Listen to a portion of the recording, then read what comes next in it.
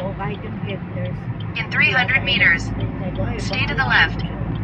Ngayon, parang ayaw na ipabanggit yung pangalan ko. Ay, wag mo nang banggitin si Mate. Stay to the left to Al Wakra Main Street. In 100 meters, make a U-turn on Al Wakra Main Street. Then turn right.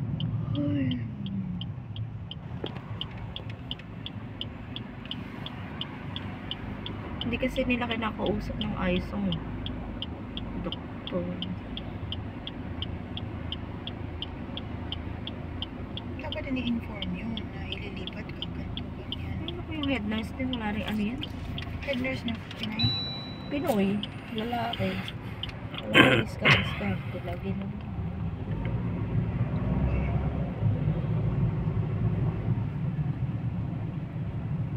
Make a U-turn on Al Wakra Main Street.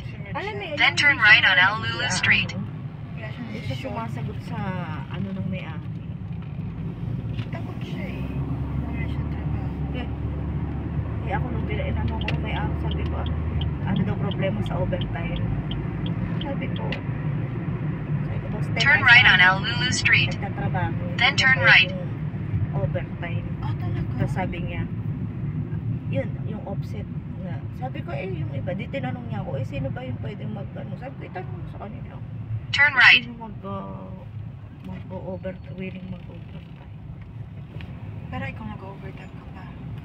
Minsan. Kasi na-offset mo na lang? Oo, offset lang muna. Nangungutang kasi ako ng oras din. Pag gusto ko maaga umuwi. Kasi diba 10 hours naman kami. 8 hours naman yung iba. Tatlo lang naman kami 10 hours doon. Siyempre, so yung 2 hours hindi na ano yun? Pag walang pasyente, umuwi na ako. Inuutang ko.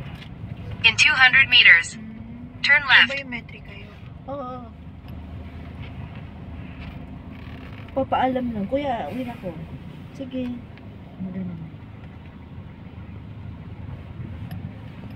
Ako napakaano na magbayad ng overtime. Saan magbayad? Mayabang presidente. Walang problema.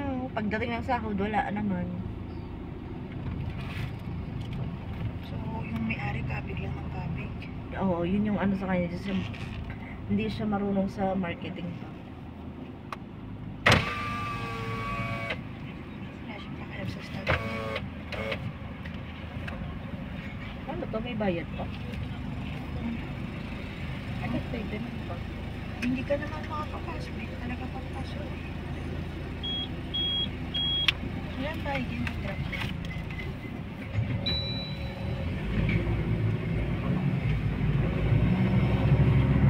Matagal na namin naman kapatid ko. Huli pa yun nandun ako tapos sa babae. Yung galing kay Tio. Oo. Ito yun.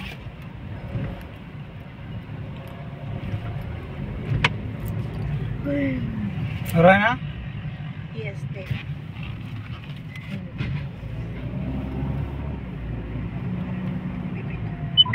In 100 meters, turn right. Masarap kasi dito yun. Ay, Din sa isa. Oo. Danat ba yun? Oo. Tsaka parang mas mura kasi dito. Turn right on Algawa Street.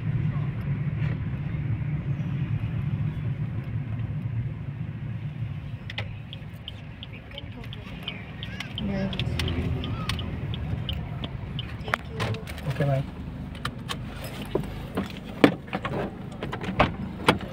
Thank you, brother. Ang bango.